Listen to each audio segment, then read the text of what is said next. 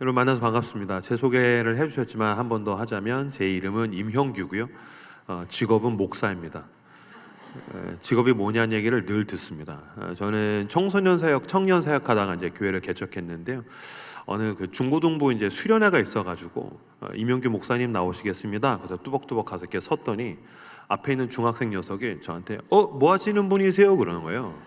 너무 이상한 질문이잖아요. 분명히 목사님 나오겠다고 했으면 아무리 이상하게 생겨도 목사란 얘기인데 중학생들 뭐 하시는 분이세요? 그래서 질문이 너무 이상해서 야, 뭐 한 사람 같이 생겼냐? 그랬더니 그 녀석이 저한테 한 얘기는 영원히 잊을 수가 없는 게 뭐 하시는 분이세요? 그래서 뭐 한 사람 같이 생겼냐? 그랬더니 걔가 저한테 홍대 카페 주인 같이 생겼어요. 그랬어요. 그래서 너 홍대 카페 가봤어? 그래서 아니요. 어떻게 알아? 그때 그렇게 생겼어요. 그러더라고요. 그래서 집에 가가지고 이제 제 아내한테 이제 나 아까 설교를 갔더니 웬 녀석이 나보고 홍대 카페 주인같이 생겼대. 그러면 이제 목사 사모면 아니에요. 경건하고 거룩하게 생겼는데 그 녀석 눈알이 저주받았네. 뭐 그래야 되잖아요. 근데 맞아 여보 그렇게 생겼어 그러더라고요. 그래서 그렇구나. 그래서 제 별명은 홍대 카페 주인이 별명입니다. 실제로 이제 카페 가면 저한테 와서 사장님 얼마요 그러고요. 옷가게 가서 서 있으면 또 저한테 와서 사장님 얼마요 그러고요. 요새는 뭐 어디 갔더니 목사님 바버샵 사장님 같이 생겼어요. 그 얘기도 많이 듣고. 근데 이제 목사고요. 아무도 안 그렇다는 얘기를 안 하시네요. 너무 공감을 하시니까 제가 약간 당황스럽습니다. 네, 좋습니다. 굉장히 솔직한 교회이군요. 네, 좋습니다. 저는 청소년 사역, 청년 사역 하다가 5년 전에 청년 15명이랑 같이 이제 교회 개척했어요. 돈 없이, 공간 없이. 저희 교회는 지금도 공간이 없는데 믿음과 용기, 하나님 원하시는 교회를 세워보자 그랬더니 오라는 성도는 안 오고 코로나가 왔어요. 그래서 힘들어 뒤집 뻔했어요. 그래서 너무 힘들었는데 하나님이 불쌍히 여겨주시고 은혜와 복을 많이 베풀어 주셔서 저희 교회는 20대 후반에서 30대 후반이 80%입니다. 청년이 90%고요. 지금 그 이제 성수동 서울숲이라고 하는 힙플레이스에서 이제 예배를 드리고 있고 청년들 중심으로 한 350명 출석하고 있어요. 네, 교회 개척 5년 돼서 350명 모인다는데 놀라지도 않네요. 네네, 상관없습니다. 원래 다 남의 자랑은 재수가 없는 겁니다. 네, 우리 여기 뭐 더 큰 교회니까요. 그리고 아이들 딸 둘 키우고 있습니다. 초등학교 4학년짜리, 1학년짜리 딸 둘 키우고 저희의 기도 제목은 이제 둘째 딸이 너무 꼴통이라 가지고서 그런 기도하고 있습니다. 사랑은 믿어주는 것이다. 사랑은 믿어주는 것이다 라는 제목으로 함께 말씀 나누도록 하겠습니다. 아마 이 영화 기억하시는 분들 계실 것입니다. 이보다 더 좋을 순 없다라는 영화가 있습니다. 이보다 더 좋을 순 없다. 잭 니콜슨이라는 이제 노년의 배우가 여기서 신경강박증 환자로 나옵니다. 신경강박증이란 건 뭐냐면 이렇게 삐뚤어진 거 못 견디고 길 걸을 때 이렇게 레일 정확하게 밟고 그 다음에 이제 더러운 거 못 만지고 문 닫을 때 3번 닫고 사람들과 잘 접촉을 못 합니다. 그래서 이 사람의 직업은 뭐냐면은 작가입니다. 라이터로서 이제 글을 쓰죠. 이제 혼자서 하는 작업이니까 할 수 있죠. 근데 이제 사람들과 지내는 게 너무너무 힘든 거예요. 거의 결벽증에 가깝고 신경강박증 환자예요. 그러다가 이 잭 니콜슨이라는 배우가 여기에서 한 여성을 보고서 사랑에 빠지게 됩니다. 사랑을 빠지면서부터 자기가 안 하던 짓을 하게 되는 자기를 발견하게 됩니다. 사랑에 빠지면서 견고했던 자기의 세계에 균열이 오기 시작합니다. 그러니까 이게 갈등이 있어요. 뭔가 사랑에 따라서 변하고 싶은 자신과 자기 자신을 보존하고 지키고 싶어하는 자기 갈등이 시작되는 거예요. 그러다가 아니야 난 바뀌고 싶지 않아, 난 변하고 싶지 않아. 그래서 잠깐 고집을 부렸다가 그 여성이 이 남자가 날 사랑하지 않나 보다. 그래서 돌아서게 됩니다. 떠나가는 그 여성을 보면서 후회하죠. 내게 사랑이 있었구나. 내가 사랑에 빠진 거였었구나. 사랑이 내게 크구나. 그래서 다시 만나자고 이야기하고서 이제 프로포즈를 하려고 해요. 이 명장면입니다. 이보다 더 좋을 수는 없다 해서 이게 명장면이에요. 레스토랑을 하나를 예약을 해가지고서 잭 니콜슨이 자기가 아끼는 멋있는 옷을 입고 나갑니다. 여성도 드레스를 입고 나오죠. 멋있는 재즈 음악이 쫙 나오고 있는데 잭 니콜슨이 이제 자기에 대한 고백을 하는 거예요. 나는 원래 신경강박증 환자인데 내가 그 먹기 싫던 약을 먹고 있다. 당신을 만나면서부터 내 삶이 바뀌기 시작을 하고 있다. 변하고 있다. 그러면서 난 당신 사랑해요 라는 사랑 고백을 뭐라고 하냐면요, You make me wanna be a better man. You make me wanna be a better man. 당신은 나를 더 좋은 사람이 되게 만들어요. 저는 그때 20대 중반 때 제가 이 영화를 봤었는데, 사랑 고백은 당신이 너무 좋아요, 당신은 너무너무 아름다워요, 난 당신과 함께 만나고 싶어요, 데이트하고 싶어요, 당신을 내 거로 만들고 싶어요, 난 그런 소유가 사랑인 줄 알았는데, You make me wanna be a better man. 난 당신의 사랑 때문에 내가 더 좋은 사람이 되고 싶어졌어요. 당신의 사랑은 늘 나로 하여금 더 좋은 사람이 되고 싶은 욕망, 선한 의지를 갖게 만들어요. 저희가 이 사랑 고백이 굉장히 근사하다고 생각을 했었어요. 사랑은 우리로 하여금 더 좋은 사람이 되게 만듭니다. 사랑은 나로 하여금 더 좋은 사람이 되고 싶은 마음을 먹게 만듭니다. 저도 그 경험이 있습니다.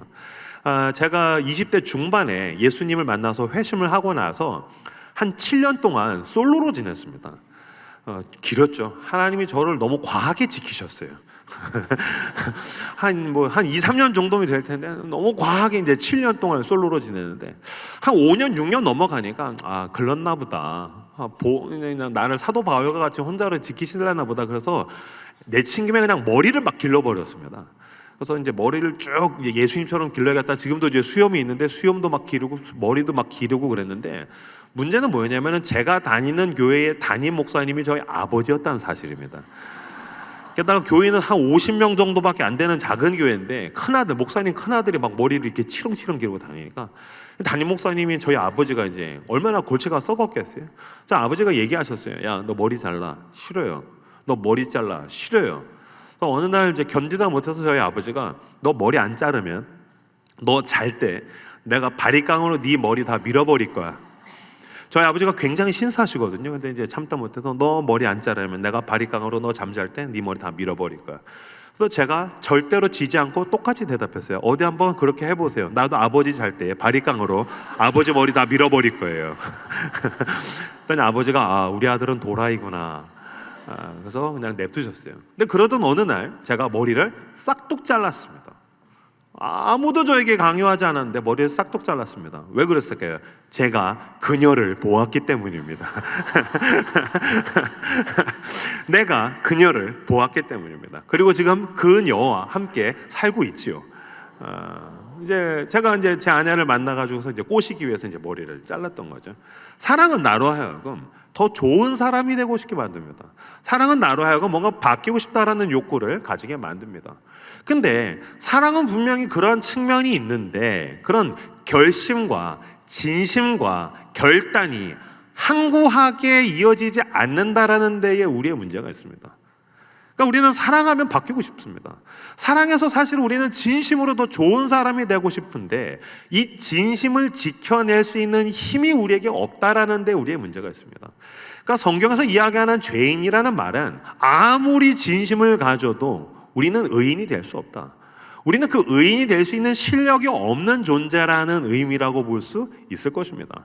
그래서 아마 여러분들 이제 자녀 키우시면서 아마 그런 경험도 많을 겁니다. 이렇게 초등학교 고학년이 되거나 중고등이 되면은 얘네가 이제 수련회를 갑니다. 수련회 가면은 하나님의 은혜를 경험하게 되죠. 하나님의 은혜는 건 대부분 그 놀라우신 사랑, 그분의 그 공의를 뛰어넘는 십자가에서 죽으신 그 놀라운 사랑으로 찾아옵니다. 그 하나님의 사랑을 첫사랑으로서 경험하면 아이들의 삶이 뒤집어집니다. 눈이 뒤집어집니다. 가치관이 뒤집어집니다. 그래서 뭐라고 합니까? 엄마, 나 하나님 만났어. 아빠, 나 은혜 경험했어요. 하나님 나 만났어. 나 이제 정말 바뀔 거예요. 엄마, 나 바뀔 거야. 아빠, 나 바뀔 거야. 처음에는 부모가 믿어주시오. 처음엔 믿어줍니다. 근데 얘가 바뀔 거라고 했던 결심이 한 2주, 한 일주일 지나갔더니 그 제자리로 돌아오게 됩니다. 개가 토한 것을 다시 먹듯이 그 전날로 그 전으로 돌아가는 것을 보게 됩니다. 근데 그 내년 수련회가 됩니다. 또 수련회 갔다 와서 엄마, 나 은혜 경험했어요. 나 바뀔 거예요. 근데 그 전으로 또 돌아갑니다. 3년 차 은혜 경험했어요. 한 3년 차 정도 되면 엄마, 나 은혜 경험해서 하나님의 사랑을 경험했어. 그러면 뭐라고 합니까? 에이, 그 뭐 며칠이나 가나 보자. 네가 뭐 얼마나 가겠니? 너 지난번에도 그랬잖아. 뭐 네가 뻔하지. 뭐. 그러고 나서 얘가 그 전으로 돌아가게 되면은 그럴 줄 알았어. 네가 그럴 줄 알았어. 저는 회개할 때마다 하나님이 우리 엄마와 같지 않음에 대해서 굉장히 감사합니다. 왜냐면은 하나님은 대부분 우리가 회개를 하면 똑같은 죄를 계속해서 회개를 하지 않습니까? 날마다 새롭고 신박한 죄를 회개하는 사람은 별로 없습니다. 늘 짓던 죄로 회개합니다. 근데 하나님은 기억하지 않으시거든요. 여러분, 이건 정말 놀라운 것입니다. 왜냐하면 하나님은 모든 걸 알고 계시고 모든 걸 기억하시고 모든 게 능하신데, 그분이 내가 회개하면 기억하지 않기로 작정하셨다는 것은 신비에 가까운 일입니다. 그런데 문제는 우리 엄마는 계속 기억한다는 데 있습니다. 만약에 하나님 우리 엄마 같았어요. 하나님, 저 또 죄졌어요. 하나님, 또 죄졌어요. 또 용서해 주세요. 주님, 또 회개하겠습니다. 그럼 하나님 만약에 우리 엄마 같았으면, 아니야, 너 작년에도 그랬어. 너 5년 전에도 그랬어. 너 대학 때도 그랬어. 너 고3 때 너 때문에 엄마가 죽을 뻔했어. 그러다가 보면 쭉 소급하다가 보면 창세 전으로 갑니다. 네가 네 애비를 닮아서 그래. 네 아빠랑 똑같아. 너 양말 벗어놓은 거 봐봐 하면서 쫙 올라가요. 그러니까 하나님이 그랬으면 우리가 정말 신앙생활은 얼마나 피곤했겠습니까? 그런데 하나님은 기억하지 않으시는데 우리는 그걸 계속해서 끈질기게 기억합니다. 그래서 사랑 때문에 누군가가 변하고 싶다라는 결심을 하고 그 결심의 말을 내뱉을 때에 믿어주기보다는 뭐 합니까? 비난합니다. 거의 저주에 가까운 말을 합니다. 뭐 얼마나 가나 보자. 뭐 남편이 아내에게, 아내가 남편에게, 자녀가 부모에게, 또는 부모가 자녀에게, 나 진짜 다시는 안 그럴 거야. 여보, 나 진짜 바뀔 거야. 아니면 성도가 성도에게, 공동체 내에서, 형제님, 자매님, 그때 내가 잘못했습니다. 나 진짜 바뀔 겁니다. 하나님의 은혜가 나에게 있었습니다. 나 진짜 바뀌기 원합니다. 라고 했었을 때 우린 그 사람을 믿어주기보다는 그 사람에 대해서 비난하고 힐난하고, 뭐 얼마나 가나 보자. 네가 뭐 뻔하지. 한번 지켜볼게. 그리고 그 전으로 돌아가면 그럴 줄 알았어. 뭐 다 때려 부숴. 뭐 그랬지. 넌 늘 그랬으니까. 이런 식으로 저주할 때가 있다는 것입니다. 왜 그럴까요? 상심했기 때문입니다. 그 사람을 한번 믿어줬던 사람이 상심했기 때문입니다. 따라서 한번 해주겠습니까? 상심. 너무 뻔한 단어지만 상심은 사전적으로 이런 단어입니다. 상했다, 부서졌다, 마음심. 그래서 상심이란 무슨 뜻입니까? broken heart. 마음이 깨졌다는 뜻입니다. 상심, 마음이 부서졌다는 것입니다. 그러니까 누군가가 나에게 진심을 이야기했었을 때, 남편이, 아내가 진심을 이야기했었을 때 난 마음을 다 주었는데 그 사람이 자기의 결심을 지키지 못하니까 마음이 부서진 거예요. 자녀가 이야기했었을 때, 부모님이 이야기했었을 때, 우리가 성도가 서로에게 이야기했었을 때 마음을 주었는데 그 사람이 자기의 결심을 지키지 못하니까 마음이 부서져 버리는 거예요. 상심하면 우리가 어떻게 됩니까? 따라서 해주십시오. 실망. 너무 뻔한다는데요. 실망이란 잃어버리다, 전망할 때 망입니다. 보일 망입니다. 그래서 실망은 보이는 게 없다라는 거예요. 그러니까 마음이 있어야 보이죠. 그 사람이 자기의 약속을 지켰으면 뭔가가 전망되고 보이겠죠. 근데 마음이 다 부서져 버리니까 보이는 게 없는 거예요. 그러니까 믿어줄 수가 없는 거예요. 그러니까 네가 하는 게 뻔하지. 뭐 얼마나 가겠어? 한번 두고 보겠어. 그러니까 상심하니까 실망하게 되더라라는 것입니다. 더 이상 보이는 게 없는 것이죠. 그래서 우리가 서로 다투다가 보면은 그런 말 하게 됩니다. 없는 말 했어? 내가 틀린 말 했어? 그래서 저도 보니까 부부 사이에서 막 다투거나, 우리 이제 큰딸이 4학년이라서 이제 막 그 사춘기 초입이거든요. 왜 나한테 그래? 그러면 아빠가 틀린 말 했어? 엄마가 없는 말 했니? 저도 저희 성도들한테 그 말이 여기까지 나오지만 목사다 보니까 참습니다. 제가 없는 말 했습니까?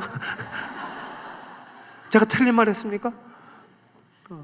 근데 여러분, 우리가 궁지에 몰려서 때때로 이 갈등과 분쟁과 다툼에서 지기 싫어서 내가 없는 말 했어, 내가 틀린 말 했어. 물론 그거는 팩트입니다. 그건 사실입니다. 그러나 여러분, 그거 아십니까? 우리는 죄인이기 때문에 모든 팩트를 말하면 죽을 수밖에 없는 존재입니다. 그러니까 없는 말이 아니라니까요. 틀린 말이 아니라니까요. 그러니까 우리는, 성경은 분명히 모든 사람에게 죄인이라고 이야기하고, 죄인이란 말의 뜻은 뭐냐면 그 사람의 모든 팩트가 드러나면 그 사람은 심판받아서 죽어야 될 죄인이라는 뜻입니다. 그러니까 없는 말에서, 틀린 말에서, 그건 사실입니다. 그러나 문제가 있습니다. 그 말에는 사랑이 빠진 것입니다. 사랑은 허다한 죄를 덮느니라. 그러니까 사랑은 있는 것, 옳은 것, 맞는 것을 덮어주는 것입니다. 그런데 어느 순간인가 내가 사랑의 효력이 떨어지고 나니까 내가 있는 말로 상대를 죽이려고 합니다. 그래서 내가 없는 말에서, 틀린 말에서, 그거는 사실이지만 그건 상대를 죽이는 말입니다. 그랬었을 때 믿음의 말은 무엇입니까? 사랑으로 그 사람을 덮어주고, 내가 당신에게 지금 이길 수 있는 한 가지 묘수로서 있는 말, 팩트를 가지고 있지만 사랑으로 덮겠다. 그리고 내가 믿음의 말을 해주겠다. 내가 사랑의 말을 해주겠다. 오늘 이 예배를 통하여서 있는 말, 옳은 말이 아니라 사랑의 말, 믿음의 말을 해주시는 저 여러분들 다 되시기를 주님의 이름으로 축복합니다. 저는 예수님이 너무너무 좋은 게, 예수님이 저에게 팩트를 다 이야기하시면 저는 모든 게 들통나면 죽어야 되는 죄인입니다. 왜 여러분 그런 거 보시지 않습니까?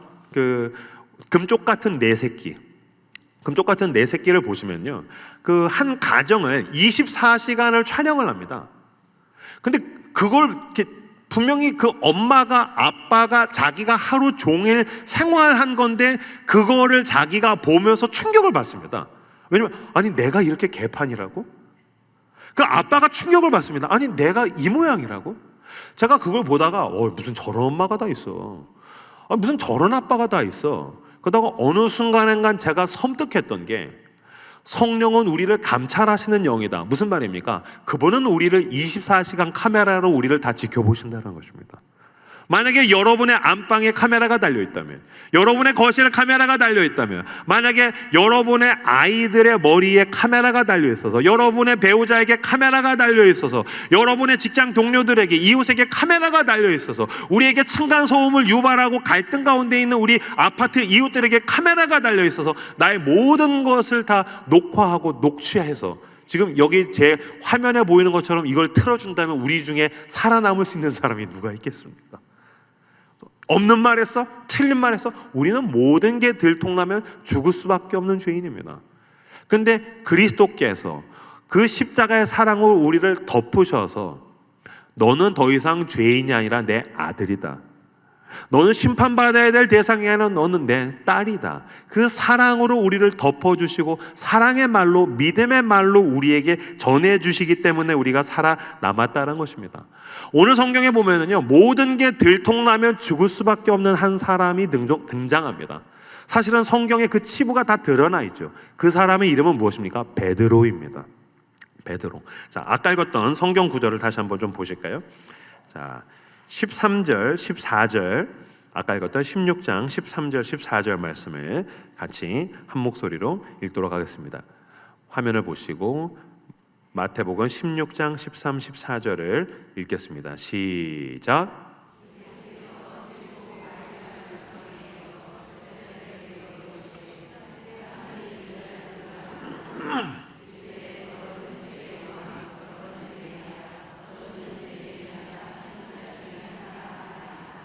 아멘. 예수님께서 빌립보 가이사랴 지방에 가셔가지고서 제자들에게 물으십니다. 사람들이 나를 누구라고 하느냐? 그랬더니 제자들이 대답합니다. 세례 요한, 엘리야, 예레미야나 선지자 중에 하나이다. 뭔가 선명한 대답을 잘 못한다는 느낌이 있어요. 뭔가 이렇게 뒤통수를 극적거린다라는 느낌이 있어요. 정확하게. 야, 사람들이 날 누구라고 하느냐? 그랬더니 당신은 이런 겁니다. 하나님입니다. 하나님의 아들입니다. 라고 대답한 게 엘리야, 세례 요한, 선지자, 이렇게 뒤통수를 극적거리면서 대답을 잘 못하니까 예수님이 전곡을 찌르십니다. 15절 말씀 같이 15절 읽겠습니다. 시작. 이르시되 네. 제가 이 15절을 보는데 묵상을 하다가 순간 섬뜩해졌어요. 공포감이 확 밀려왔어요. 제자들이 대답을 못했더니 예수님이 너는 나를 누구라 하느냐? 이 질문이 너무 등골이 오싹할 정도로 무서운 거예요. 아니 내가 왜 이 문장이 이렇게 무섭지? 라고 생각했더니 어디선가 많이 들었어요. 어디서 많이 들었냐면 제 아내, 여보 내가 당신에게 어떤 존재야? 너무 무서워요. 오빠 내가 오빠에게 어떤 존재야? 너무 무서워요. 너는 나를 누구라 하느냐? 이건 너무 무서운 질문이죠. 이게 내가 내 아내에게 많이 들었던 거구나. 예수님이 물으신 거죠. 다른 사람 말고 넌 나를 누구라고 하는데?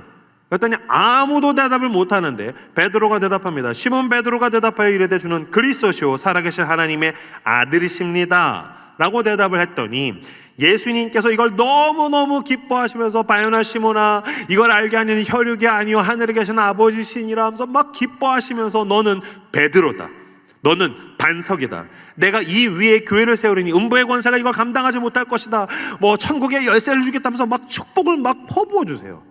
근데 이 고백을 했더니 이 고백을 한 베드로에게 예수님께서 뭐라고 하냐면 넌 반석이야, 넌 굳건한 사람이야 라고 얘기하셨어요. 근데 여러분, 이 고백 이후에 베드로가 하는 행위와 행동이 뭔지 아십니까? 예수님이 신문당하실 때 3번 부인하는 겁니다. 당신은 그리스도시요 살아계신 하나님의 아들이십니다. 이 결단, 이 약속, 이 고백을 베드로가 못 지킵니다. 그리고 예수님이 십자가를 향해서 걸어가실 때에 난 예수 모른다. 난 예수 모른다. 난 절대 모른다. 3번을 적극적으로 배신하고 부인합니다. 그리고 나서 예수님이 부활하시니까 염치가 없으니까 도망갑니다. 그러니까 지금 예수님에게 있어서 베드로는요, 여러분, 배신자고요, 부인하는 사람이고요, 도망자입니다.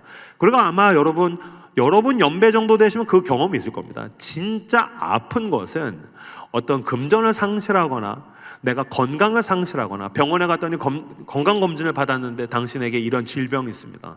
아니면 나에게 굉장히 큰 금전적 손실이 오는 것도 힘들지만 진짜 큰 고통이 왔을 때에 믿었던 사람이 외면하는 게 더 아픕니다.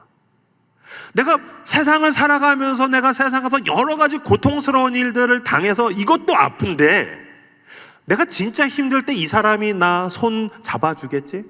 이 사람이 나 어깨 붙들어 주겠지라고 생각했던 사람이 외면합니다. 오히려 내가 신뢰했고 믿었던 사람이 내 등에 칼을 꽂습니다. 이 배신감이 더 처절하게 아픕니다. 그러니 예수님은 그 3년 동안 함께하고 동고동락했던 그 베드로가 예수님을 모른다고 했었을 때 예수님이 얼마나 가슴이 아팠겠습니까? 모든 사람, 예수님이 고쳐줬던 모든 병자도 십자가에선 있지 않고 심지어는 죽었던 사람도 그 십자가에선 없는데 그것도 아프지만 믿었던 베드로, 주는 그리스도시요 살아계신 하나님의 아들이십니다. 이 놀라운 사랑 고백을 했던 베드로가 모른다라고 3번 부인했을 때 예수님이 얼마나 마음이 아팠겠습니까? 그럼 예수님이 지금 얘는 배신자야, 얘는 지금 도망가는 놈이야, 얘는 부인하는 놈이야, 그걸 알고 계셨어요.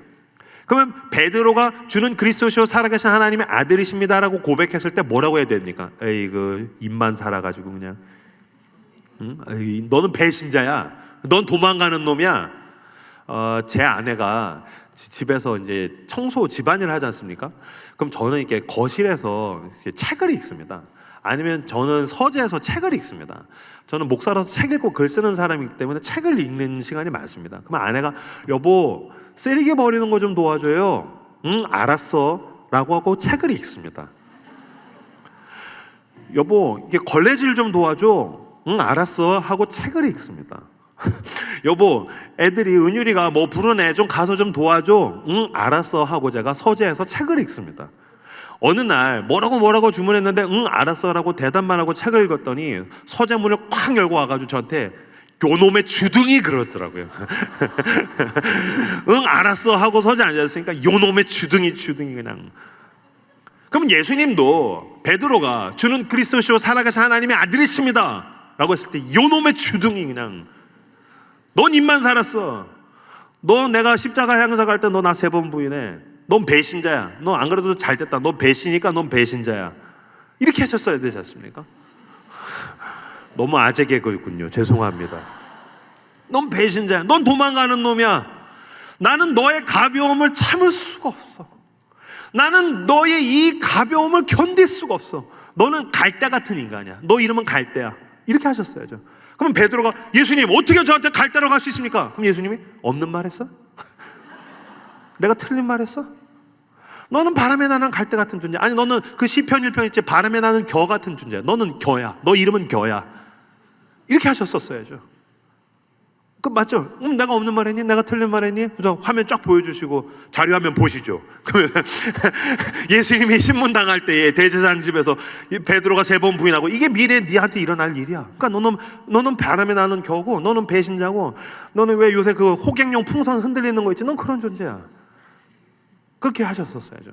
근데 놀랍게도 예수님은 그 팩트를 뒷주머니에다가 넣으시고 뭐라고 하셨냐면요, 넌 반석이야. 넌 굳건한 사람이야. 지금 뭐 하는 거죠? 팩트입니까? 아니요. 믿음의 말을 해주고 계시는 것입니다. 지금 사랑으로 그의 연약함과 죄를 덮고 믿어주고 계시는 것입니다. 그래서 넌 베드로야. 넌 반석이야. 네가 흔들릴 걸 알아. 하지만 난 널 믿어줄 거야. 너의 실력이 보잘것 없는 걸 알아. 하지만 내가 하나님의 열심히 그 흔들리는 베드로를 굳건한 자리까지 끌고 갈 것이라고 지금 그 하나님의 언약으로 믿음의 말을 해주고 계시더라는 것입니다. 여러분 그거 아십니까? 믿음은 객관적이지 않습니다. 믿음은 사실이 아닙니다. 그러니까 그리스도의 십자가의 부활이 사실이 아니란 말이 아니라 믿음은 사실을 초월하여 주관적으로 믿어주는 것입니다. 자, 여러분 믿음은 객관적이지 않습니다. 여러분 그거 아십니까? 당신은 누군가의 철저히 주관적인 믿음을 받고 믿음을 먹고서 여기까지 온 존재입니다. 자, 제가 예를 들어드리죠. 저희 집에서 가장 먼저 태어난 손주는 저희 아이가 아니라 제 동생의 아들입니다. 그래서 이제 조카가 제일 커요. 그래서 얘는 이제 중학생이 됐는데, 제 동생이 저보다 동생인데 결혼도 먼저 하고 신학교도 먼저 가고 목사도 먼저 됐고 애도 먼저 낳았어요. 아주 건방진 놈이에요.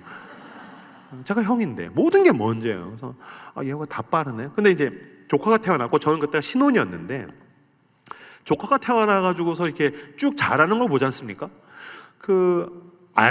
아빠와 엄마가 아이를 대하는 것을 저는 이제 아직 아이가 없었을 때니까 객관적으로 봤죠. 또 할아버지, 조부모가 손주를 대하는 걸 저는 매우 객관적으로 봤죠. 아주 가관이더라고요. 가관이요. 이제 애를 낳지 않습니까? 그럼 아이가 제일 먼저 하는 말이 뭐냐면요. 우리나라 그 자음으로 치면 미음입니다. 마. 그죠? 그 다음에 하는 말이 빠입니다. 이제 애가 와가지고서 조카가 마 했어요. 그랬더니 얘 엄마가, 재수 씨가 엄마라고 했다고. 제가 봤을 땐 그냥 입술 두 개가 부딪히는 마. 이건 어떤 면에서 야 임마. 경상도로는 마, 자스가 뭐 이런 거잖아요. 근데 마 했더니 막 엄마라고 했다고. 얘는 천재라고서 무슨 말이야. 이건 너무 객관적이지 않잖아. 그 다음에 이제 빠 했어요. 그랬더니 제 동생이 아빠를 불렀다고. 그래서 진규야, 동생아, 빠라고 한 거야. 이건 아빠가 아니야. 아니야, 아빠를 불렀어. 아빠야, 왕, 아빠야, 아빠. 그 다음에 하는 말은 제가 봤을 땐 하인 것 같아요. 하. 이제 기대가 되시죠? 하 했더니 저희 아버지가 할아버지라고 했다고. 그래서 제가 따졌어요. 아버지, 어떻게 하가 할아버지가 됩니까? 비약과 도약이 너무 심합니다. 그랬더니 야, 이 믿음이 없는 놈아. 넌 왜 목사가 믿음이 없느냐? 봐라, 할아버지를 불렀다. 해서 아버지, 그냥 하는 우리를 비웃은 걸 수도 있잖아. 하는 그냥 비우는 거잖아요. 근데 막 할아버지를 불렀다고. 맞아, 내가 네 할아버지야. 할아버지한테 왔더니 내 할아버지야. 근데 놀랍게도 몇 개월이 지났더니 얘가 핫지를 부르기 시작해요. 핫지. 봐라, 핫지 붙자. 아버지, 핫지라고 했잖아요. 핫지. 나는 밥을 먹곤 하지. 뭐 이런 거잖아. 내가 배가 고프곤 하지잖아요. 하지가 어떻게 할아버지야? 너희 믿음이 없는 놈아, 왜 얘기해라. 내가 네 할아버지야. 근데 놀랍게 하가 하지 할아버지 하다가 할아버지로 가더라고요. 무슨 뜻입니까? 처음 하라고 이야기한 그 순간부터 그 할아버지로 온전해지는 그날까지 할아버지는 손주를 믿어주는 것입니다. 넌 할아버지라고 말하게 될 거야. 믿어주는 겁니다. 여러분, 돌이 지나면 아이가 일어납니다. 아시죠? 돌이 지나면 아이가 일어납니다. 일어나면 부모가 난리칩니다. 일어났다고 엄마한테 와, 아빠한테 와. 오기는 개뿔 자빠집니다. 그럼 애가 일어났다 자빠지지 않습니까? 자빠졌을 때 에헤이 조졌네, 얘 못 걸어. 그런 엄마 없습니다. 그런 아빠 없습니다. 넘어지면 어떻게 합니까? 괜찮아, 넌 일어날 거야. 또 일어납니다. 루아 아장 한 걸음. 학자들의 말에 따르면은 아이가 일어나서 걷게 될 때까지 3,000번을 넘어진답니다. 여러분, 걸어 다니시는 분은 3,000번을 그 엄마와 아빠가 믿어준 겁니다. 넌 걸을 수 있어. 아들아, 딸아, 넌 걸을 수 있어. 넘어졌어요. 아니야, 넌 또 걸을 수 있어. 믿음은 객관적이지 않습니다. 믿음은 철저하게 주관적인 겁니다. 아이가 말을 할 때 너는 말을 할 수 있어. 넌 너 스스로 숟가락을 들고 밥 먹을 수 있어. 넌 학교에 갈 수 있어. 넌 친구들과 사귈 수 있어. 아니요, 난 친구들과 다퉜어요. 넌 화해할 수 있어. 나는 또 잘못했어요. 아니야, 너는 용서를 구할 수 있어. 너에게 용기가 있을 수 있어. 넌 지혜로운 선택을 할 수 있어. 넌 더 좋아질 수 있어. 넌 더 회복될 수 있어. 너는 엄마의 하나님을 믿을 수 있어. 넌 아빠의 하나님을 사랑할 수 있어. 넌 온전한 그리스도인이 될 수 있어. 그 부모와 그 조부모와 하나님께서 보내주신 하나님의 사람들이 저와 여러분을 믿어준 것입니다. 믿어주고 믿어주어서 우리에게 있는 그 무언가가 온전해져서 우리가 여기까지 왔습니다. 그런데 우리가 머리가 커져서 어른이 되면 그때부터는 주관적인 믿음을 들이대는 것이 아니라 계산기를 들이대기 시작합니다. 그래서 이거 계산이 되겠어? 이게 숫자로 이게 되겠어? 내가 없는 말 했어? 내가 틀린 말 했어? 빤하지. 안 돼. 이걸로는 안 되는 거야. 아니요. 그 객관적 현실을 초월하여서 오늘도 하나님께서 우리에게 주신 그 믿음으로 말미암아 사랑으로 그 사람의 허물과 죄를 덮어주고 믿음의 말을 건네주시는 저 여러분들 다 되시기를 주님의 이름으로 축복합니다. 사랑은 믿어주는 것입니다. 로마서 1장 17절 말씀 제가 읽겠습니다. 복음에는 하나님의 의가 나타나서 믿음으로 믿음에 이르게 하나니, 복음에는 하나님의 의가 나타나서 믿음으로 믿음에 이르게 하나니, 이게 한 문장으로서는 그냥 암송하기는 쉽습니다. 복음에는 하나님의 의가 나타나서 믿음으로 믿음에 이르게 하나니, 이게 암송하기는 쉬운데요, 곰곰이 생각하면 이게 아리송한 말입니다. 복음에는 하나님의 의가 나타나서 믿음으로 믿음에 이르게 한다는 게 무슨 말일까요? 왜냐면은 복음은 하나님을 잘 믿는 것이다. 쉽죠. 복음은 하나님만을 믿는 것이다. 쉽죠. 복음은 하나님을 열심히 믿는 것이다. 이거 쉽죠. 근데 복음에는 하나님의 의가 나타나서 믿음으로 믿음에 이르게 된다는 게 무슨 말이지? 이게 우리말로는 믿음과 믿음이 똑같은 단어가 두 번 쓰여졌는데요, 원어 그리스말로서의 헬라어는 앞에 믿음과 뒤에 믿음이 다른 믿음입니다. 앞에 있는 믿음은 절대로 변하지 않는 믿음이고 뒤에 있는 믿음은 때때로는 변하기도 하는 믿음입니다. 의역하자면 그런 것입니다. 앞에 있는 믿음은 우리의 것이 아닙니다. 하나님의 것입니다. 뒤에 있는 믿음이 우리의 것입니다. 그래서 제가 제 버전을 의역해서 말씀드리자면 그것입니다. 복음에는 하나님의 의가 나타나서 신실하심이 있어서 하나님께서 우리를 믿어주심으로 말미암아 우리도 이제 그분의 믿음에 동참할 수 있게 되었습니다. 하나님이 당신의 아들을 우리에게 내어주셨고 그 십자가에서 그 복음을 완성한 그날부터 우리 같은 죄인을 이제 믿어주신다는 것입니다. 하나님, 저 또 죄 졌어요. 괜찮아. 너는 반석이야. 너는 굳건해질 거야.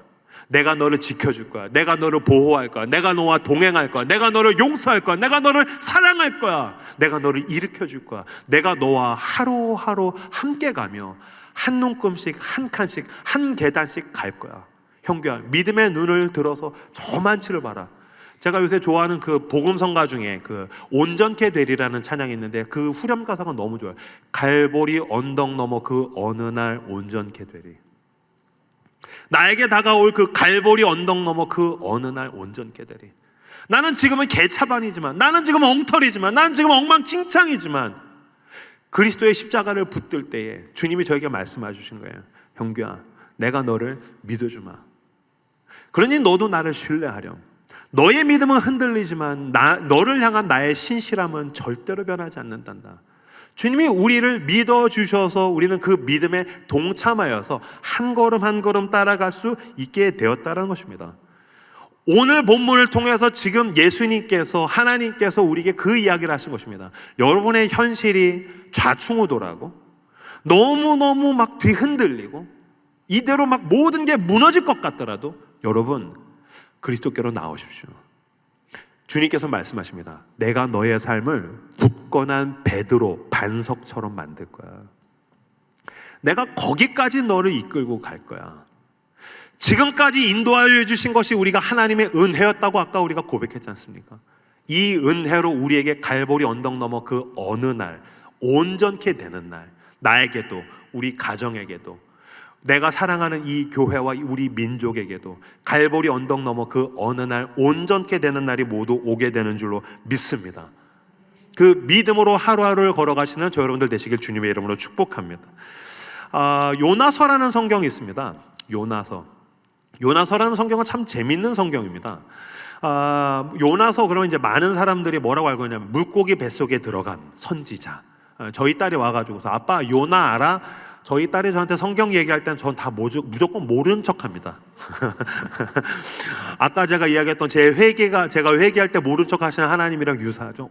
요나가 뭐야? 했더니 아유 목사가 요나도 모르냐? 막 그래서 얘기해줘. 그래서 요나는 선지자인데 물고기 뱃속에 들어갔어. 그러더니 한 가지 덧붙인 게 아빠 요나는 피노키오 같은 건가 봐 그러더라고요. 왜냐면 피노키오가 나중에 물고기 뱃속에 들어갑니다. 요나는 북이스라엘의 선지자였었습니다. 그런데 우리가 요나가 하나님을 부인하고 도망갔다고 하니까 굉장히 믿음이 없는 선지자로 생각하는데 당시에 굉장히 유명한 선지자였었습니다. 굉장히 탁월하고 유명한 선지자였었는데 그 요나로 하여금 어디로 가라고 하냐면은 니느웨로 가라고 합니다. 니느웨는 당대의 대제국이었던 아수르의 수도가 니느웨였었어요. 근데 거기로 가는 게 왜 싫으냐면 우리나라랑 일본의 관계보다 더 최악입니다.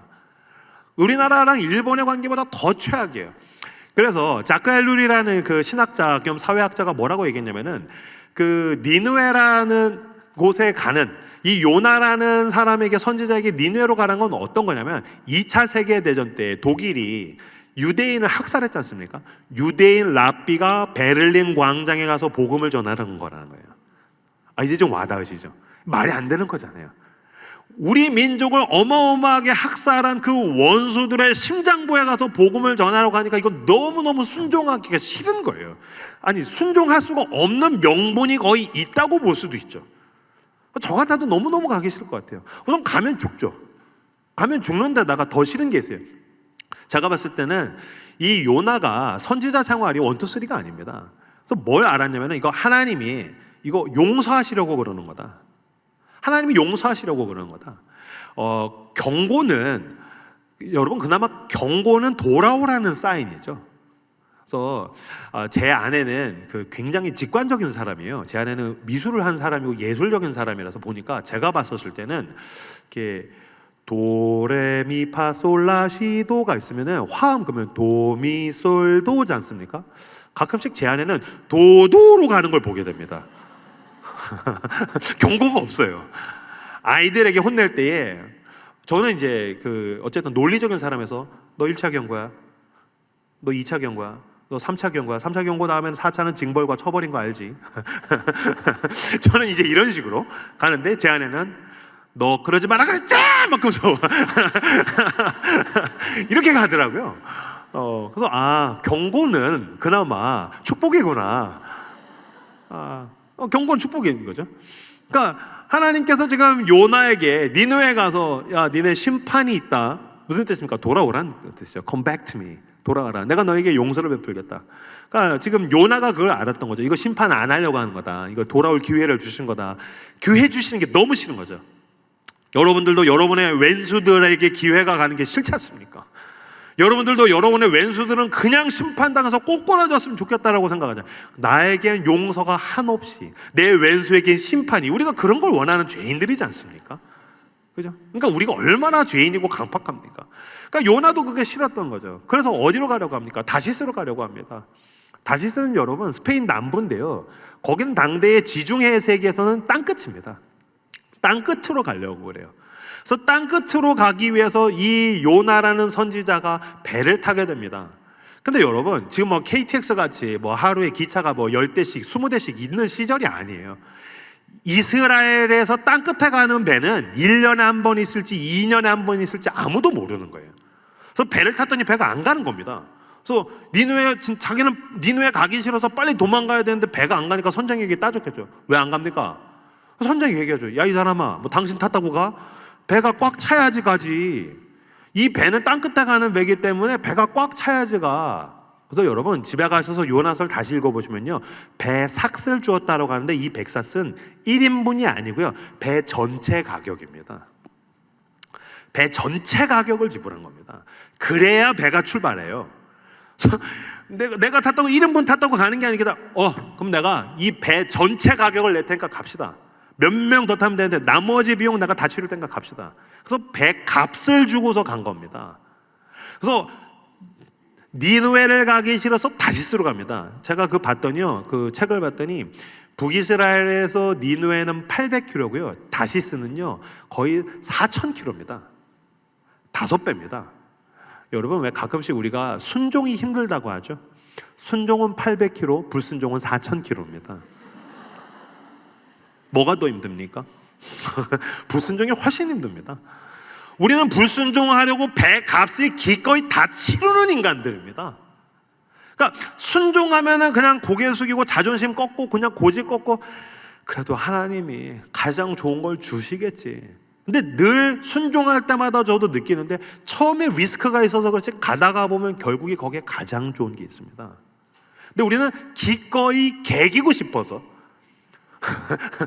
불순종하고 싶어서 800km 안 가고 4000km 가는 인간들입니다. 배값을 다 치러서라도 갑니다. 언제 돌아옵니까? 그 배가 다 고꾸라져야지 돌아옵니다. 그래서 배 탔더니 배가 고꾸라져서 안 되니까 배에서 나를 집어 던져놔서 물고기 뱃속에 들어가지 않습니까? 제가 요나서 보다가 한참 요나를 비웃었던 게 그렇게 막 4000km 도망가겠다, 날 죽여라, 나를 바다에 던져라, 그래서 바다에 던져서 물고기 뱃속에 들어가서 사흘 딱 있었어요. 그럼 남자답게 죽든지. 근데 사흘 딱 지났더니 하나님 불쌍히 여겨주십시오. 저를 꺼내 주십시오. 저를 용서해 주십시오. 인간 별거 아닙니다. 물고기의 뱃속에 사흘만 들어가면 부름받아 나선이 몸 어디든지 가오리다. 인간이 별거 아닙니다. 물고기 뱃속에 딱 사흘만 들어가면 부름받아 나선이 몸 어디든지 가오리다. 그래서 저도 목사 되고 뭐 다 그러는 거죠. 그래서 하나님이 정확하게 니느웨에다가 토해 놓지 않습니까? 근데 제가 지금부터 얘기하고 싶은 건 그 고생을 했으면 정신을 차려야 되잖아요, 요나가. 요나서 3장에 보시면요, 하나님께서 다시 말씀하여 이르시되 요나야 가서 전해라. 근데 가서 전하기는 하는데요, 니느웨는 사흘 길을 다녀야 할 만큼 큰 성읍이더라.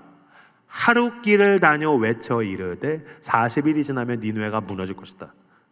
다시 말씀드릴게요. 니느웨는 사흘 길을 다녀야 할 만큼 큰 성읍인데 며칠 다녔대요? 하루 다녔대요. 제가 아내랑 만약에 쇼핑을 가는데 더 현대 서울이 지금 난리가 났지 않습니까? 더 현대 서울은 큰 백화점이더라.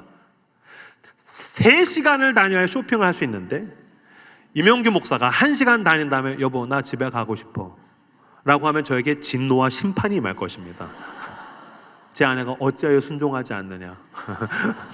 더 현대 서울은 3시간을 다녀야 하는 큰 백화점이거늘 네가 어찌하여 1시간만 다니고 집에 간다고 하느냐. 다시 물고기 뱃속에 들어가고 싶으냐, 스올에 들어가고 싶은 것이냐. 그렇게 하면 저는 진노에, 이미 제 아내의 얼굴에는 막 음보의 권세가 안 됩니다. 3시간 다니다면 여보 난 5시간도 할 수 있어. 그때 이제 아내가 기뻐하는 거죠. 나 주님의 기쁨 되기 원하네. 그럼 사흘 길을 다녀야 되는데 하루 다녔다는 건요, 이건 그냥 쭉 대충 다닌 거고요. 내용은 더 그지 같아요. 40일이 지나면 망한다. 이건 복음이 아니잖아요. 지금 우리가 친구라는 이 컨셉으로 전도 집회하는데 친구들한테 집회할 때, 전도하실 때 40일이 지나면 너 망해.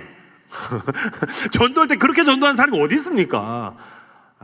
내가 연약하고 유한하고 내가 모든 걸 내 스스로 망쳐버렸는데 하나님의 사랑이 있더라, 하나님의 은혜가 있더라. 결국에는 그 기승전에는 은혜가 와야 되는데 40일이 지나면 망한다. 이건 복음이 아니잖아요. 그럼 여러분 이건 순종이 아니에요. 이건 반푼어치의 순종도 안 되는 거예요. 다시 강조하겠습니다. 요나가 그 고생을 했는데도 정신을 못 차리고요, 이건 순종이 아니에요. 반푼어치의 순종도 안 돼요. 3분의 1의 순종, 이 미미하고 보잘것없는 순종을 가지고서요, 여러분 하나님께서는 하나님의 일을 하십니다. 이 작은 순종, 한 눈금의 순종, 한 칸의 순종을 가지고서요, 하나님은 하나님의 일을 온전하게 이루십니다. 그래서 요나서에 보면은 니느웨에 놀라운 부흥이 일어납니다. 제가 이 말씀을 묵상하다 너무 은혜 받았던 게, 하나님께서 나에게 요구하시는 것은 대단한 순종이 아니었구나. 너 가서 굉장한 일을 해. 그 누구도 할 수 없는 일을 해. 완벽한 일을 해. 라고 하나님께서 우리에게 요구하지 않으시는 거예요. 별 볼 일 없는 순종을 하더라도 그래, 괜찮아. 너의 한 눈금의 순종을 가지고 내가 일하마. 너의 한 칸의 순종을 가지고 나는 나의 일을 하마. 여러분, 우리의 작은 힘에 하나님의 큰 힘이 더해지는 것입니다. 제가 저희 딸이 가끔씩 이제 저희 집에 그 턱걸이봉에 있어서 턱걸이 하고 있으면 우리 딸이 와서 8살짜리가 지도 턱걸이 하겠대요. 못합니다. 그럼 제가 턱걸이 한 10개 하고 나면 아빠 나도 하고 싶어. 그럼 제가 안 돼 라고 합니다. 왜 안 되냐고 하면 첫째로는 얘가 안 되고요. 둘째, 얘가 턱걸이를 하면 내가 힘듭니다. 왜냐면 제가 얘를 들어야 되기 때문입니다. 그렇죠? 그럼 제가 이제 얘를 들어가지고 매달고서 하나, 둘, 셋, 넷. 어유 우리 로운이 턱걸이 잘하네. 그치? 나 잘하지? 5. 아빠 더 하고 싶어. 아니야 넌 충분해. 아니야 더 하고 싶어. 그만해 이제. 그건 이제 내려놓고서 뭐라고 하냐면 너 때문에 아빠 팔 떨어지는 줄 알았어. 너 턱걸이도 못하는 게 매달려가지고 네 드느라 아빠 이게 얼마나 고생이냐 라고 하지 않습니다. 야 우리 로운이 턱걸이 참 잘한다. 야 우리 로운이 참 턱걸이 잘한다. 얘가 한 거라고 그냥 그거 잡은 거밖에 없습니다. 아빠가 힘썼습니다. 제가 그거를 하다가 어느 순간인가 하나님께서 나 같은 죄인을 통해서 일하신 것도 이것 같겠구나. 가끔씩은 임목사가 사역을 잘한 것 같고 내가 순종한 것 같고 그렇지만 믿음의 눈을 들어서 하나님을 바라보면은 나의 작은 힘에 아버지의 큰 힘이 더해진 것입니다. 그분이 나를 붙드신 것입니다. 그분이 나를 드신 것입니다. 그분이 일하셨습니다. 그리고 나서 우리 아들 참 잘한다. 우리 딸 참 잘한다. 너의 순종이 참 귀하다. 너의 헌신이 참 귀하다. 너의 섬김이 참 대단하구나. 여러분 돌아보십시오. 물론 여러분이 이 교회를 사랑해서 헌신하셨고 헌금하셨고 섬기셨지만 돌아보면 다 은혜였습니다. 아버지께서 일하는 것입니다. 그 하나님께서 지금 우리에게 작은 순종을 할 때에 작은 한 눈금 한 칸만큼을 믿음으로 걸어갈 때에 그것을 통해서 온전함을 이루겠다고 약속하고 계시는 것입니다. 그러므로 오늘 나의 수준이 별 볼 일 없더라도 실망하지 마십시오. 오늘 나의 현실이 모든 게 무너진 것 같더라도 상심하지 마십시오. 믿음을 가지십시오. 그리스도께로 나오십시오. 주님께서 이루십니다. 저희 딸들이 요새 맨날 박 터지게 싸우거든요. 그냥 맨날 싸워요. 그래서 제 아내가 원래는 정말 저랑 연애할 때 싸우면은 말 한마디 못하고 눈물만 뚝뚝 흘리던 사람이었는데 요새는 집에 가면은 락커가 있어요. 막 집에 갔더니 막 싸우지 마라 그랬지 하면서 막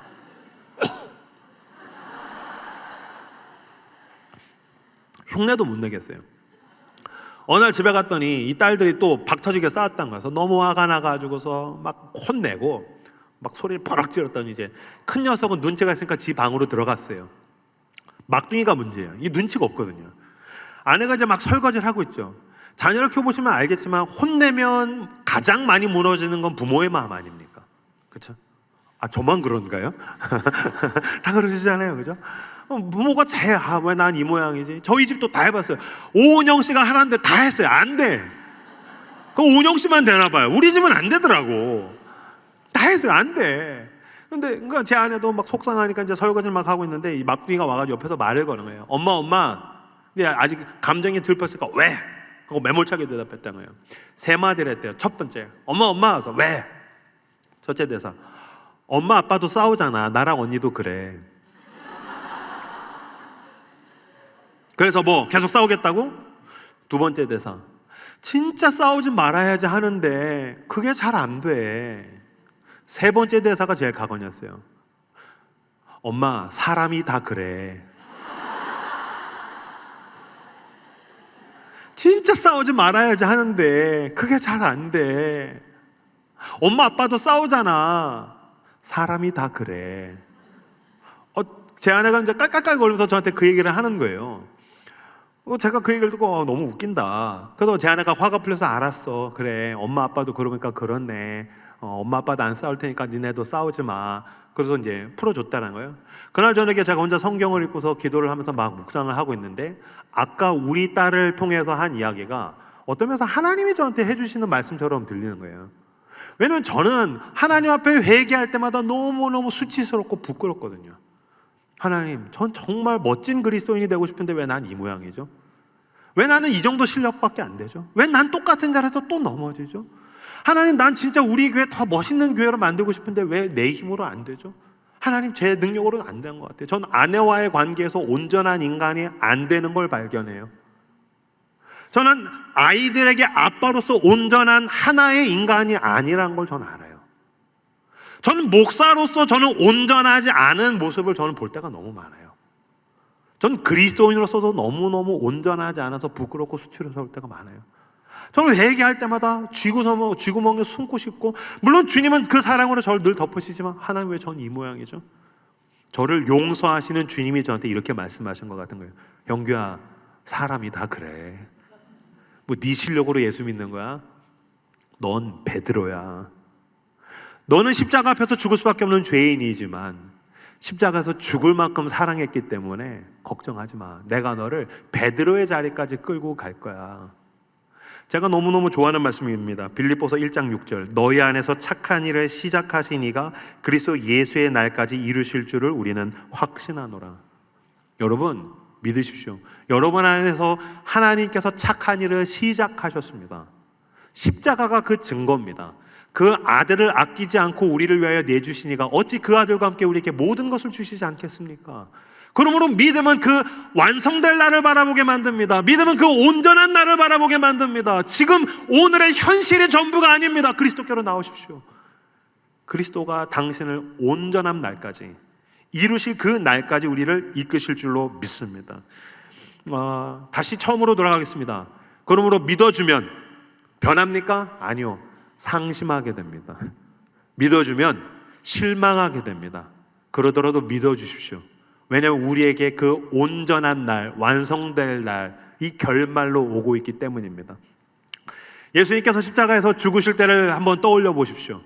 예수님께서 십자가에서 매달리실 때에 자기가 사랑했고 믿었던 모든 사람들로부터 배신당했습니다. 얼마나 아팠을까요? 얼마나 힘들었을까요? 얼마나 고통당했을까요? 특히 예수님께서 창에 옆구리를 찔리십니다. 네, 한국인들은 그 측면이라고 생각하는데요. 그 왜 중세 르네상스의 그림들 보면은 그 의심 많은 도마가 예수님의 그 창자국에 손가락을 넣을 때 측면이 아니라 갈비뼈 아래입니다. 그래서 어떤 신학자들은 그게 갈비뼈 아래, 그래서 가슴을 찔렀다. 그래서 가슴을 찔러서 갈비뼈를 부수고 들어와서 그 로마 병정의 날카로운 창날이 예수님의 심장을 찢어서 물과 피를 다 쏟고 죽으셨다라고 이야기합니다. 저도 거기에 동의합니다. 예수님께서 십자가에서 매달리실 때에 그 날카로운 창날이 심장을 찢어서 물과 피를 다 쏟고 죽으셨습니다. 우리를 위해서. 근데 라틴어, 로마 말로 믿음이라는 단어가요, 크레데레라는 단어입니다. 크레데레.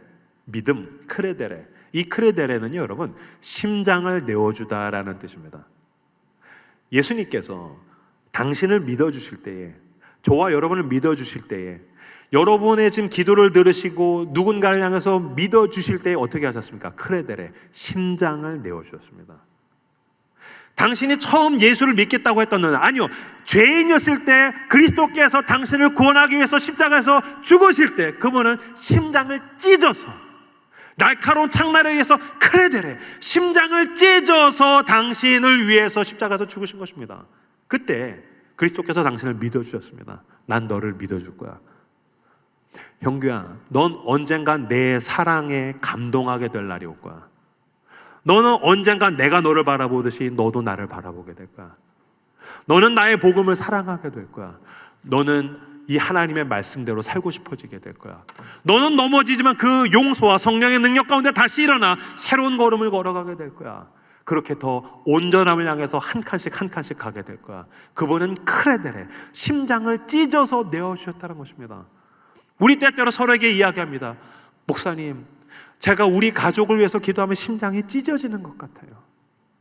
제가 사랑하는 가족과 친구를 위해서 전도하는데 전도가 안 돼서 심장이 찢어지는 것 같아요. 제가 배신을 당했는데 발등에 도끼가 찍혀서 심장이 찢어지는 것 같아요. 가슴이 찢어지는 것 같아요. 이건 은유죠. 문학적 표현이죠. 그러나 여러분, 하나님의 아들은 정말 우리를 위해서 크레데레, 심장을 찢어서 우리를 사랑하셨고 심장을 찢어서 당신을 믿어주셔서 우리가 이렇게 수요일날 오전에 오후에 이렇게 예배 드릴 수 있는 것입니다. 그렇다면 이제 우리도 그 그리스도의 사랑으로 말미암아 우리는 크레데레 할 수 있습니다. 하나님께 심장을 내어주는 것이기도 하겠지만 여러분의 가정을 위해서 크레데레 해주십시오. 남편을 위해서, 아내를 위해서, 부모와 자녀를 위해서. 가족이 속을 썩이고 있습니까? 심장이 찢어지고 있습니까? 크레데레 하라는 뜻이구나.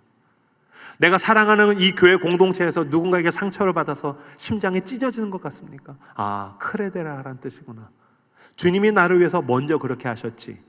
그리고 나도 그 믿어주며 나아갈 때 여러분 믿으십시오. 사랑이 이깁니다. 결국엔 사랑이 이깁니다. 베드로는 돌아와서 위대한 사도가 됩니다. 저와 여러분은 그리스도인이 되었습니다. 마찬가지로 우리가 기도할 때 우리 가정이 회복되고 배우자와 자녀들과 부모님이 회복되고 우리의 친구들과 회사 동료들과 이웃들이 회복되고 우리 교회 공동체가 굳건해지며 나라와 민족과 족속과 열방에 하나님의 나라가 세워진 줄로 믿습니다. 마지막으로 제 이야기하고서 같이 기도하면 좋을 것 같아요. 저는 누군가의 크레데레에 대한 산 증인입니다. 무슨 말이냐면요, 저는 24살에 회심했습니다. 아까 말씀드렸다시피 작은 교회 목사 아들로 평생을 자랐는데 저는 무신론자였습니다. 실천적 무신론자. 저는 성경에서 이야기하는 야훼라는 신을 믿을 수가 없는 거예요. 말도 안 된다. 이건 그냥 이스라엘의 민족신이지. 이건 사막에 있는 어떤 민족신이지. 우리나라에 단군 신화가 있는 것처럼. 더군다나 예수 그리스도는 인정할 수가 없는 거예요. 2000년 전에 죽었던 중동의 한 사형수의 이야기가 나랑 뭔 상관이냐. 그냥 착한 사람이 사람들은 사랑하다가 죽었겠지. 그게 나랑 뭔 상관이냐. 그래서 사람들이 막 기도하고 있으면 이거는 인생에 우환이 있는 사람들이 집단적으로 정신승리하는 거다. 그래서 막 찬양하다가 막 손 들고 이런 건 너무너무 싫어하고 그랬었어요. 난 그냥 서울에 대학 가서 내가 그냥 알아서 의지로, 나는 남다른 의지와 또 두뇌가 있으니까 나는 성공해서 혼자 잘 먹고 잘 살 거야. 대학에 들어갔는데 극심한 방황이 시작됐습니다. 그래서 지금은 주님을 모시고 있지만 그땐 주님을 1년 내내 마시고 막 엄청나게 방황을 했었어요. 어느 날 23살 때 밤새 술을 먹고 학교도 가지 않고, 소시적에 술 먹어보신 분들은 알겠지만 새벽에 술 먹다가 중간에 일어나는 거는 진정한 주당이 아니고요, 아침에 해장국을 먹고 출근하는 사람들을 보고서 술 먹는 게 끝나야 진정한 주당입니다. 저는 해장국 딱 아침에 먹고 사람들 출근하는 거 보고 보람을 느끼면서 방에 들어와서 자는, 거의 페인이죠.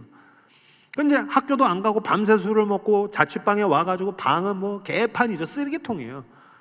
그러고 있는데 이제 반수면 상태에서 자고 있는데 부모님이 새벽기도 마치고서 제 자취방에 서울에 들이닥치신 거예요.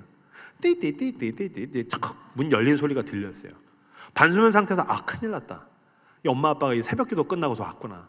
방 들어왔는데 담배 냄새에 방 안은 개판이고 밤새 술 먹고 그냥 페인처럼 아들이 그냥 널브러져 자고 있으니 부모 마음이 얼마나 힘들었겠어요.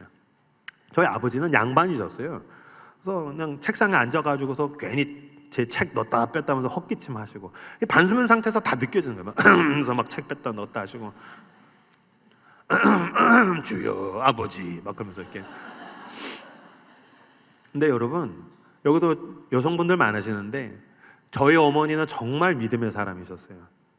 그날도 그랬고 저희 어머니는 늘 그러셨어요. 밤새 술 먹고 널브러져서 머리 떡진 아들, 담배 냄새, 술 냄새, 인간 같지도 않은 놈이 누워 있는 거죠. 그 머리맡에 이렇게 앉으셔서 제 떡진 머리를 이렇게 손으로 빗기시면서 저희 어머니가 말씀하셨어요. 우리 형규는 나중에 좋은 목사님이 될 거야. 엄마가 기도하고 있거든. 하나님은 엄마의 기도를 들으시거든. 우리 형규는 나중에 좋은 목사님이 될 거야. 제가 귀를 듣는데 이 아줌마가 미쳤구나. 믿음이라는 게 이 현실을 부인하는 건가? 아니 어떻게 이렇게 주관적인 거지? 말도 안 되잖아. 왜 현실을 부정하지? 제가 그날 저녁에 우리 어머니의 이야기를 비웃듯이 포장마차 가서 친구들한테 그렇게 얘기했어요. 야, 아까 우리 엄마 뭐랬는지 아냐? 뭐랬는데, 야, 나 나중에 목사 된대. 또 낄낄낄 웃으면서, 야, 네가 목사면 난 스님이다 막 그러더라고요. 그 친구 스님 됐는지 모르겠어요. 제가 세월이 지나고 회심을 하고, 세월이 지나고 부르심을 받아, 세월이 지나고 신학교를 가고, 세월이 지나고 목사가 되고 목회를 하다가 어느 날 현타가 왔어요. 내가 어쩌다가 목사가 됐지? 여러분, 인생에서 모든 가장 소중한 부르심은 어느 순간인가 현타가 옵니다. 왜냐하면 내 힘으로 온 게 아니라서 그렇습니다. 그래서 결혼하고 나면 내가 어쩌다 이 인간이랑 결혼했지? 내 힘으로 온 게 아니란 뜻입니다. 부르심으로 온 겁니다. 그게 하나님이 엮어서 온 겁니다. 그래서 내가 어쩌다 이 인간이랑 결혼을 했지? 마찬가지로 내가 어쩌다가 목사가 됐지? 하나님, 제가 어쩌다가 목사가 됐죠? 라고 했는데 하나님께서 제 안에 떠올려 주셨던 그 생각과 기억 중에 가장 선명했던 건 제가 큰 대형 집회에서 멋있게 설교를 하고 있는 장면이 아니었었어요. 제가 무릎을 꿇고 눈물을 흘리면서 목사 안수를 받는 그 순간도 아니었었어요. 주님이 저를 목사로서 부르시기 원한다고 그 소명을 주셔서 막 제가 기도원에서 금식하면서 기도하던 그날도 아니었었어요. 인간 같지도 않은 한 죄인이 술을 먹고 널브러져 있는데 우리 어머니가 기도하셨어요. 어머니가 이야기하셨어요. 우리 형규는 나중에 좋은 목사님이 될 거야. 우리 형규는 나중에 좋은 목사님이 될 거야. 하나님 저한테 그렇게 얘기하신 것 같은 거예요. 야 임마, 네 힘으로 온 거 아니야. 네 엄마가 기도했어. 네 힘으로 온 거 아니야. 내가 널 사랑했어. 여러분, 그리스도의 사랑이 저의 방황을 이겼습니다. 그리스도의 생명이 저의 죽음을 이겼습니다. 우리 어머니의 기도가 저의 연약함을 이겼습니다. 사랑이 이깁니다. 크레데레 하십시오. 사랑이 이깁니다. 제가 그 찬양 부르면서 예전에 많이 울었습니다. 믿음이 이기네, 믿음이 이기네, 주 예수를 믿음이 뭘 이긴다고요? 온 세상이 이기네. 아멘. 믿음이 이깁니다. 크레데레, 심장을 내어주십시오. 그리스도께서 우리를 믿으셔서 주님이 이기셔서 우리가 그리스도인이 되었습니다. 하나님이 우리를 사랑하셔서 이제 우리가 나아가야 할 소명의 자리에서 가족과 이웃과 세상을 향해 믿어주라고 요구하십니다. 예, 주님, 당신이 우리에게 하셨듯 나도 그 사랑으로 믿어주겠습니다. 크레데레 하겠습니다. 그렇게 믿어주어서 사랑으로 이기고 믿음으로 이기는 저 여러분들 다 되시기를 우리 주 예수 그리스도 이름으로 축복합니다.